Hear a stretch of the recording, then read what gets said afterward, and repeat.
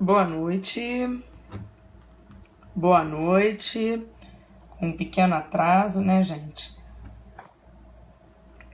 Boa noite. Olá. Isso, vamos chamando os seguidores. Matériazinha enjoada essa, né? Como a gente já tinha dito ontem, essa matéria é uma matéria que às vezes cai em prova, mas quando a gente acaba tendo pouco tempo numa graduação para dar esse conteúdo acaba ficando comprometido, né? Então, a gente acaba não conseguindo fazer aquilo que gostaria nessa matéria. Eu vou fazer alguns aspectos gerais, vou trabalhar com você alguns aspectos gerais com relação aos crimes contra a fé pública. Claro que não tem como a gente fazer nada muito completo, né? É muito complicado a gente trabalhar essa matéria toda completa, mas de qualquer forma eu vou tentar fazer o melhor possível, tá? Para que a gente possa dar início então a esse estudo aí tão dolorido. Eu tô tentando me encontrar no meu Periscope e simplesmente tô tentando para compartilhar essa live com os meus seguidores e eu não tô achando a live aqui. É mole. Vê se aguento isso. Não tô achando a minha live no meu Periscope. Ele não me apitou. E eu sigo o Amo Direito. Lógico que eu sigo o Amo Direito. Queria agradecer ao Marquinhos por esse espaço.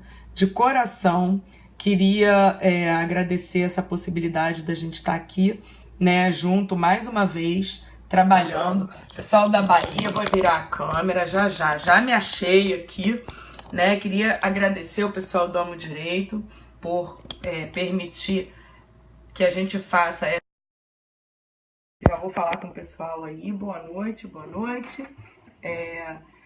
Então, a gente está fazendo essas transmissões diárias aí, né? E aí, ai meu Deus, o meu suporte. Eu tenho um suporte aqui, o suporte caiu. Pronto, agora foi. Então, vamos conversar. Não, amanhã não. Amanhã a gente não vai não. Amanhã eu tenho uma reunião até tarde. Já eu aí, quem não me seguir, ó, tô eu aí, Cláudia Serpa. Eu não vou ficar até o final da live porque eu tô quase sem bateria no meu tablet, que é por onde eu compartilho. Tô chamando meus seguidores, tá? Semana que vem a gente vai ter outro super tema por aqui. Então, ó, quem me seguir tá aqui. Quem quiser me seguir, acabei de me compartilhar, minha carinha tá ali embaixo, né? Tô compartilhando no Facebook, vai aparecer já essa transmissão ali, o link no Facebook. Quem não tiver o Periscope, pode assistir, o aplicativo pode assistir via Facebook. Vamos ver quem tá na live aqui.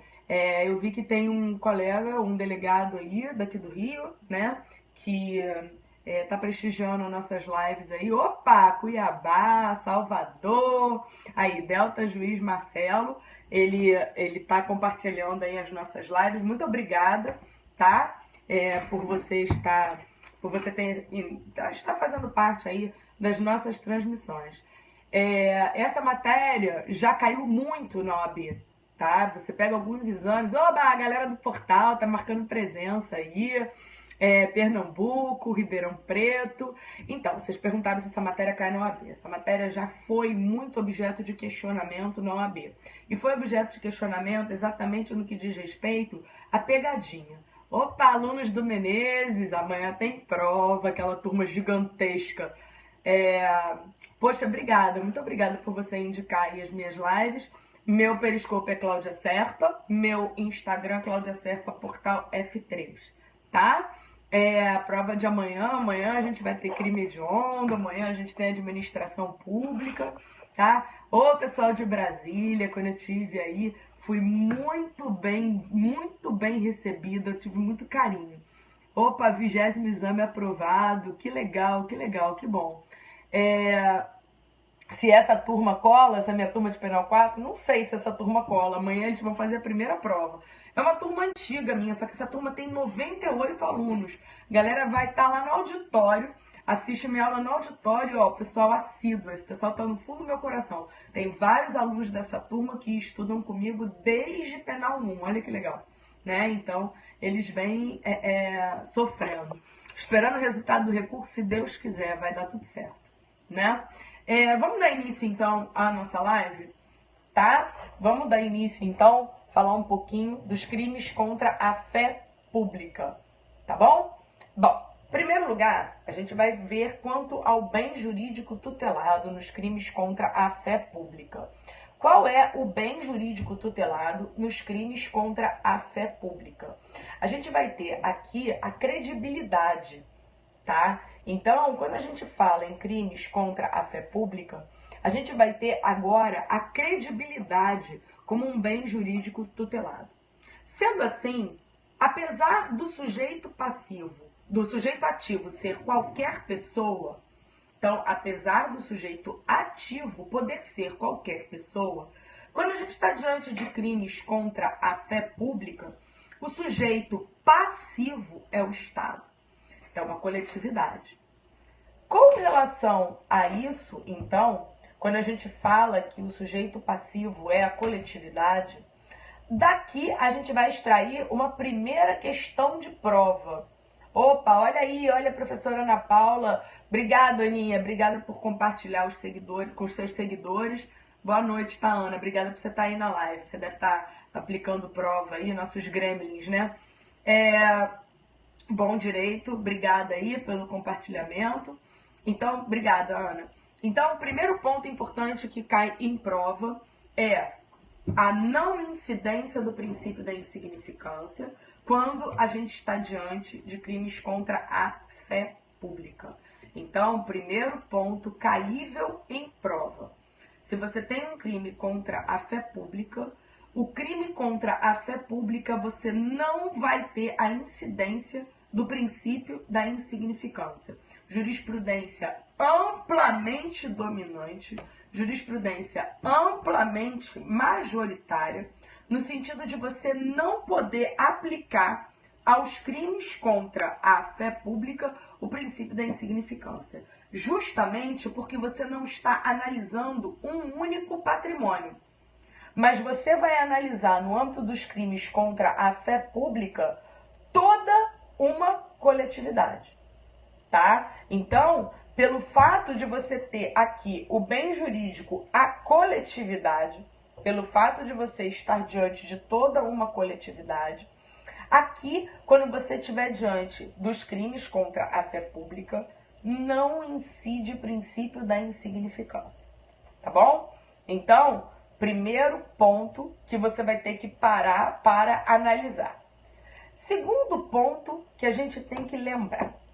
Quais são os requisitos dos crimes de falso? Então, quando eu explico os crimes contra a fé pública, nos crimes contra a fé pública, eu gosto de explicar quando a gente trata o crime dos aspectos gerais dos crimes contra a fé pública. E aí a gente tem que se lembrar dos requisitos dos crimes de falso. Então, antes de qualquer coisa, a gente tem que lembrar que, em primeiro lugar, imitação da verdade, tá? Então, o primeiro lugar que a gente vai ter que imaginar é a imitação da verdade, tá legal? Por quê? A imitação da verdade, ela pode acontecer de duas formas. A primeira forma que a gente vai ter é a mudança do verdadeiro, tá? Então, primeira coisa que você vai pensar quanto à imitação da verdade é a mudança do verdadeiro. Segunda coisa que você vai pensar é imitação da verdade. Então, quando a gente se refere ao crime de falso, primeiro requisito é você pode pensar na mudança do verdadeiro ou algo que vai imitar a verdade. Uma vez analisado isso, segundo requisito, dano potencial. Ou seja, aquela falsificação, ela necessariamente vai precisar ser capaz de gerar um dano a alguém. Aquilo dali tem que ser capaz de enganar um número indeterminado de pessoas. Se eu tiver uma falsificação grosseira, não há que se falar em crime de falso. Então, olha que maneiro um negócio que eu recebi. Eu tenho um amigo, ele é marido de uma grande amiga minha, que ele tem um estacionamento. E ele recebeu moedas falsas, tá? Então, quando você tem aqui, na hipótese, a moeda falsa, para que ela seja um crime de moeda falsa, ela tem necessariamente que trazer uma imitação do verdadeiro. A falsificação, ela não vai poder ser grosseira. Olha a nota de R$50 que ele me emprestou.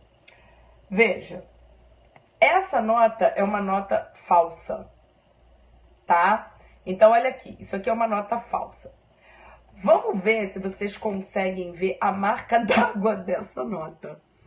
Olha a marca d'água dessa nota. Lembra aquele santo restaurado, que foi grosseiramente restaurado por uma pessoa? Vocês lembram disso? Pois bem, olha a cara da marca d'água nessa nota. Olha que coisa engraçada. Olha essa situação.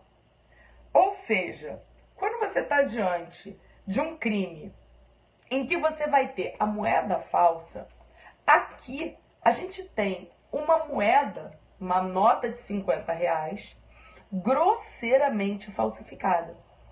Então, a marca d'água eu achei que foi o melhor. Foi o mais engraçado possível, tá? Olha lá. Olha lá, bichinha, como tá engraçada, né? Então, isso aqui, veja, é uma falsificação grosseira. Por ser uma falsificação grosseira, significa dizer que, nesse caso, eu não tenho um crime de moeda falsa. Mas aí você fala assim, mas Cláudia, essa nota foi capaz de enganar alguém.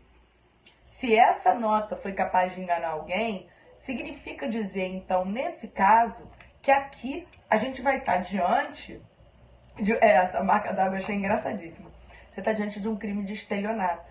O que é o crime de estelionato? Não, quando você olha a nota, você já pega a textura esquisita. Ela já tem uma textura estranha, mas a marca d'água é tudo de bom, né? Porém, quando você tem uma falsificação grosseira, mas essa falsificação grosseira, ela foi capaz de enganar alguém, quando ela foi hábil a enganar alguém, a gente vai ter o crime de estelionato. Obter uma vantagem mediante fraude. Tá aí. Houve a obtenção da vantagem. Ele recebeu, sim, essa nota foi recebida, essa nota foi paga e pronto. E aí ele me arranjou uma outra. Olha só. Essa daqui, ela tá um pouco melhorzinha. Mas novamente a gente tem uma marca d'água engraçada. Essa, ó, a marca d'água de novo. Tá? A marca d'água dela de novo. Ela novamente, ela é engraçada. Veja, aqui, esse caso, essa outra nota que tá na minha mão, é uma outra nota que ela tem uma textura bem diferente da nota mesmo.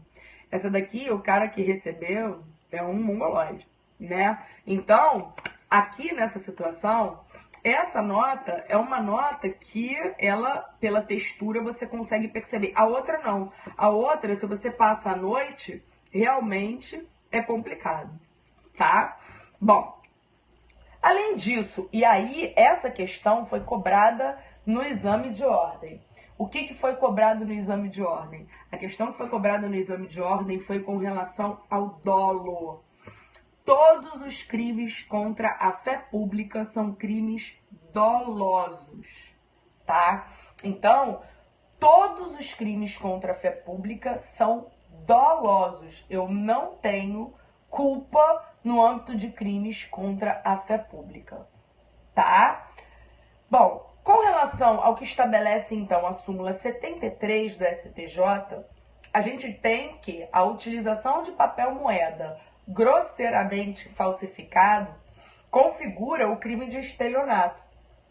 de competência da Justiça Estadual. Aqui, a gente vai ter uma questão relativa à competência para processo e julgamento dos crimes de falso.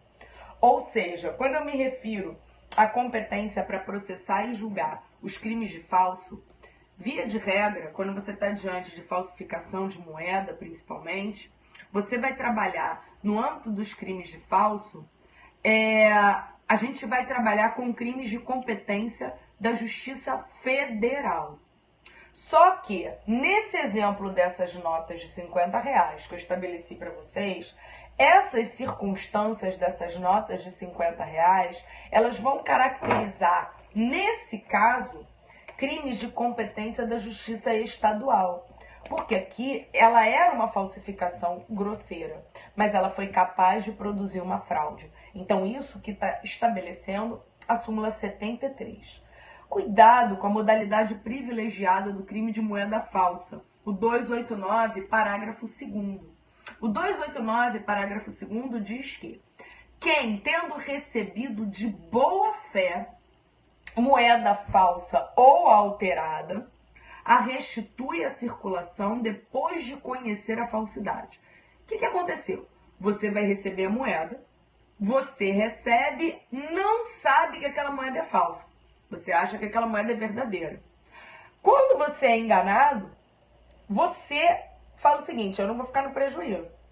Você percebeu que aquela moeda era falsa, mas não querendo ficar no prejuízo, o que você faz? Restitui a circulação. Quando isso acontece, você também comete crime. Então, olha lá, você recebeu a moeda, você não sabia que ela era falsa, você recebeu a moeda de boa fé. Porém, quando você percebeu que a moeda era falsa, você falou assim: eu não vou ficar no prejuízo. Você vai lá e você entrega aquela moeda, tá? Você vai lá e restitui aquela moeda. Nesse caso, depois de você conhecer a falsidade, nessa circunstância, você vai se caracterizar como tendo aqui a modalidade privilegiada da moeda falsa. Pois é, você dança. Você recebe a moeda, você dança. O banco, a não ser que você saque, né, num caixa automático, alguma coisa assim, você vai sacar e sai uma moeda falsa. Aí é diferente. Você comprova que saiu dali, aí tudo bem. Agora, o problema é que você acaba... como é que você vai comprovar que não foi você? Se não é mole. Você vai lá, falsifica a moeda, leva no banco e troca, né? Então, não tem como. Cuidado, porque essa modalidade da moeda falsa, o 291, então a gente tem no artigo 291 um crime chamado petrechos para falsificação de moeda. Então, crime do artigo 291 traz os petrechos para falsificação de moeda.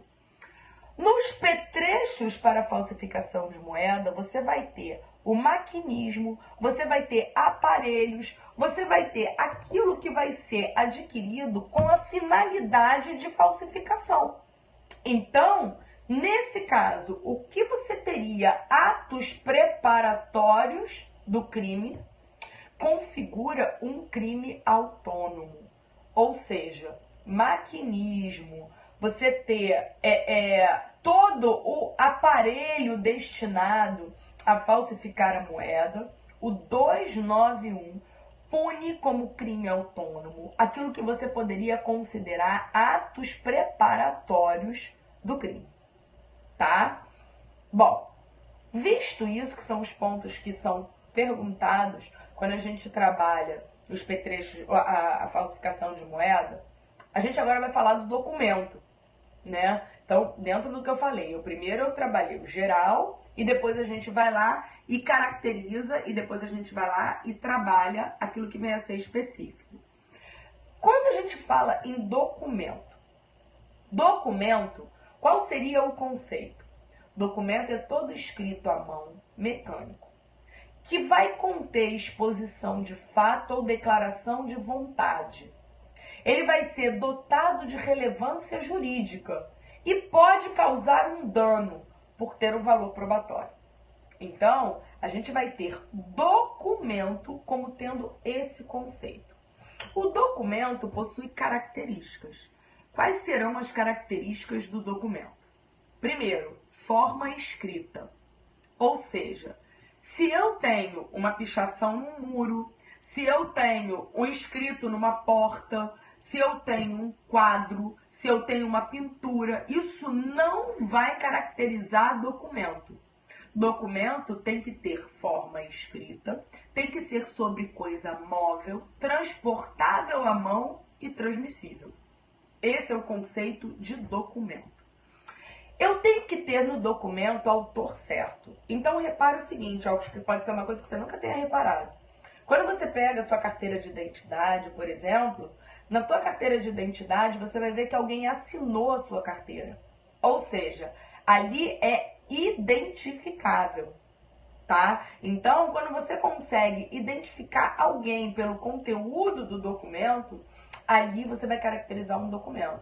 Então, você pega seu título de eleitor, você pega a sua carteira, você pega a sua identidade, você pega o documento em si, ele vai ter um autor certo.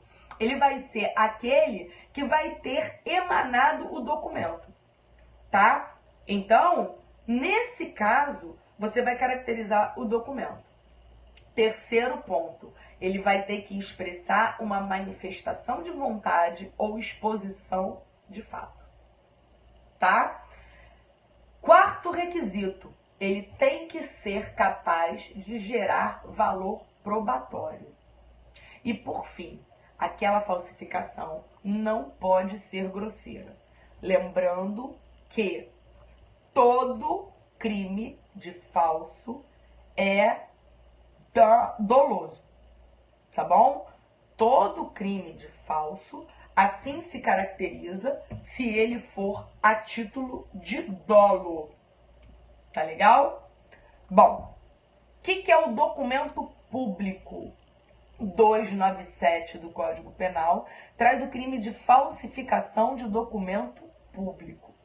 Documento público é o elaborado por funcionário público de acordo com suas formalidades.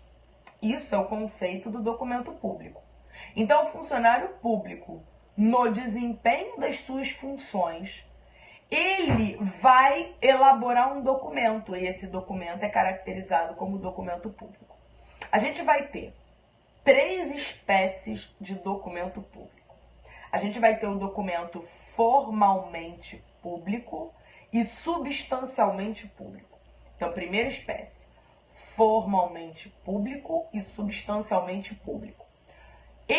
Ele vai ser elaborado por funcionário público e ele vai conter também relevância jurídica de direito público. Então, esse é o substancialmente público e formalmente público. Além dele ser elaborado pelo funcionário público, ele vai ter que ter relevância jurídica de direito público. O formalmente público e materialmente privado. Quem é esse documento? Ele é elaborado por um funcionário público, mas ele vai ter interesse privado. Então, vamos pegar uma escritura pública de compra e venda, tá? Vamos pegar uma estrutura pública de compra e venda. Ou seja, essa estrutura pública de compra e venda ela é elaborada por um funcionário público, porém, essa escritura ela contém interesse privado. Então, esse é formalmente público e materialmente privado. E você sabe qual que cai na tua prova? O chamado documento público por equiparação. Esse documento público por equiparação cai na tua prova, por quê? Ele está lá no 297, parágrafo 2º. O 297, parágrafo 2º, ele vai trazer aquele documento que quando você bate o olho, ele vai ser nitidamente um documento particular. Você vai falar assim, putz, mas isso é particular. Exemplo, cheque. Cheque é considerado um documento público por equiparação. Se você está desavisado, você vai errar. Títulos de crédito transmissíveis por endosso. Ah lá, títulos de crédito transmissíveis por endosso, pelo 297, isso, nota promissória. 297, parágrafo 2º, eu tenho, nesse caso, um documento público por equiparação, tá? Então, repara, esse é caível. Quer ver um outro? Testamento particular. Ele é escrito testamento particular, totalmente errável. Por quê? Porque você lê testamento particular, aí você fala assim, caramba, testamento particular é documento particular. Não é. É documento público por equiparação. Artigo 297, parágrafo 2º do Código Penal. Tá? Bom, quanto às falsificações, quando a gente se refere à falsificação, a falsificação ela pode ser parcial ou a falsificação ela pode ser total. Quando eu falo de falsificação total, todo o documento é forjado. Então alguém pega e falsifica cédulas de identidade, tá? O cara pega tudo falso, tá legal? Então, quando você tem uma situação dessas, você tem a chamada falsificação total. Todo esse documento é falsificado. A gente vai ter a falsificação parcial. A falsificação parcial preexiste um documento verdadeiro, tá? Então, a gente vai ter na falsificação parcial a pré-existência de um documento verdadeiro. Quando você tem uma falsificação parcial, o cara vai lá e acrescenta dizeres, ele vai lá e acrescenta letras, números num documento verdadeiro. Uma vez eu peguei um processo em que a pessoa tinha emitido um cheque e tinha feito um cheque de 9 mil reais. 9 não, era 8 mil reais. Aí o cara pegou e colocou o número 1. Quando ele colocou o número 1, apareceu 18 mil reais. Ele botou o 1 e acrescentou na frente. Ou seja, o que eu tenho? Eu tenho aí uma falsificação parcial. Pré-existe o documento verdadeiro, o cara vai lá e bota o número. E a gente tem a chamada alteração. Ou seja, na alteração, eu tenho um documento pré-existente e o cara altera. Então, por exemplo, a gente pega o número 6, transforma o 6, faz uma bolinha e faz ele se tornar número 8. Isso é uma alteração, tá bom? Então, presta atenção nisso. Ou seja, quando eu tenho alteração, pré-existe o documento verídico. Tá legal? Então, quando a gente trabalha, nesse caso, aquilo que a gente traz uma alteração e quando a gente traz um documento em que a gente vai ter uma falsidade parcial, cuidado. Alteração. O cara vai lá e faz a bolinha. Ele tem o número 6, faz a bolinha no 8. Isso é uma alteração. Na parcial, o cara vai lá e pré-existe o documento verdadeiro. Tá? Bom, presta atenção então, porque aí isso daí acaba, infelizmente, pegando pra caramba vocês em prova. Tá? Então, aqui a gente vai ter, nesse caso, a falsificação material e a falsificação ideológica. Tá? Gente, olha só, a pessoa já tá bloqueada, tá? A gente vem aqui, tá cansado, o dia inteiro de trabalho, vem aqui, eu sou advogada e professora, tá? Fica tranquilo, já detonei da live, não se preocupem com isso, eu sou advogada e professora, venho aqui por amor aos meus alunos, por amor a vocês. Então, aqui não é local para ofensa. Eu fico extremamente feliz com o espaço que o Amo Direito me oferece. Eu fico extremamente feliz em fazer essas lives para vocês. O nosso intuito quando tá aqui é ajudar, tá? É claro que a minha aula é muito mais completa. Quando eu ministro uma aula numa graduação, quando eu ministro aula na pós, quando eu ministro a aula online, a minha aula é totalmente completa. Aqui a gente faz uma espécie de revisão, é uma informalidade. Tô cansada, tô com as minhas filhas no quarto. Então, acho que a gente abrir mão para ter um pouquinho de tempo de vocês Eu sou uma boa advogada, não sou? Eu acho que eu sou, meus clientes nunca reclamaram. Eu trabalho com pareceres, eu tenho um escritório. Então, assim, eu tenho magistério também, não como um bico, vamos dizer assim. Eu também trato isso como uma ocupação principal, tá? Então, a gente aqui, eu não admito falta de respeito. O cara começou a... Não, agora, começa com ofensa. Eu não admito ofensa nem a mim e nem aos meus seguidores. Tá bom? Não admito ofensa a vocês que estão aqui na live, que estão prestando atenção. E não vou admitir ofensa a mim também. Tá legal? Então, o seguidor tá bloqueado. Vou avisar ao dono do canal. Depois, se ele entender que foi um equívoco, ele vai lá e desbloqueia o cara. Tá? E aqui esse comportamento eu tenho com qualquer seguidor. Seja que vai entrar pra gracinha, seja que vai desrespeitar a gente. Tá bom? Vamos dar continuidade então. Falsidade material e falsidade ideológica. Tá bom? Obrigada, gente. Obrigada. É por isso que a gente está aqui, porque a gente sabe que a gente tem alunos tão queridos, são pessoas tão queridas que estão aqui prestando atenção. Vocês sim, vocês vão ser aprovados. Tá? Tá travando? Sai e retorna pra live. Tá? Sai e retorna que ele fica melhor. Às vezes acontece. Tá? Na falsidade material e falsidade ideológica, como é que a gente vai fazer a diferença entre falsidade material e falsidade ideológica? Na falsidade material, eu tenho um documento que não é autêntico. Ou seja, quando eu falo de falsidade material, eu vou ter aqui uma falsidade recaindo sobre elementos extrínsecos do documento, tá? Então, falsidade material é aquela que você vai poder periciar o documento.